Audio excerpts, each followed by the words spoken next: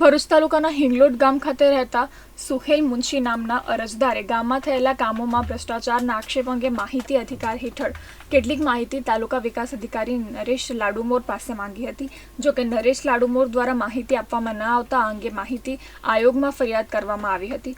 આયોગ દ્વારા તાલુકા વિકાસ અધિકારીને માહિતી ન આપવાનું કારણ પૂછવામાં આવતા તેઓએ કામની વ્યસ્તતા હોવાનો જવાબ આપ્યો હતો, પરંતુ તે ઉચિત ન જણાતા માહિતી આયોગ દ્વારા ભરૂચ તાલુકા વિકાસ અધિકારી નરેશ લાડુમોરને ₹5000નો દંડ ફટકારવામાં હુકમ કરવામાં આવ્યો હતો।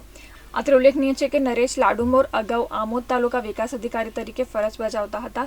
એ દરમિયાન પણ માહિતી આયોગે તેમને માહિતી ન આપવા બદલ ₹5000નો દંડ ફટકાર્યો હતો। મેં હિંગલોડ ગામમાં જે ભ્રષ્ટાચાર થતો આવેલો છે તેની અલગ અલગ માહિતી મેં તાલુકા વિકાસ અધિકારી શ્રી લાડુમોર સાહેબને આરટીઆઈ હેઠળ માહિતી માગેલી।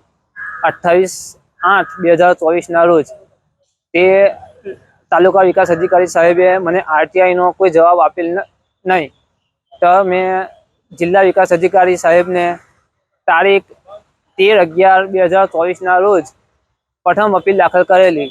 તેની સુનાવણી ચાલુ થતાં તાલુકા વિકાસ અધિકારી સાહેબને 7 દિવસમાં મને માહિતી પૂરી પાડવાનો હુકમ કરેલ, પરંતુ 10 મહિના જેવો સમયગાળો થઈ જતા તાલુકા વિકાસ અધિકારીએ મને કોઈ જવાબ આપેલ નહીં।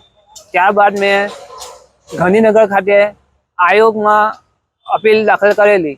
તેની સુનાવણી ચાલુ જતા તાલુકા વિકાસ અધિકારી શ્રી લાડુમોરને આયોગ તરફથી ₹5000નો દંડ કરેલ છે।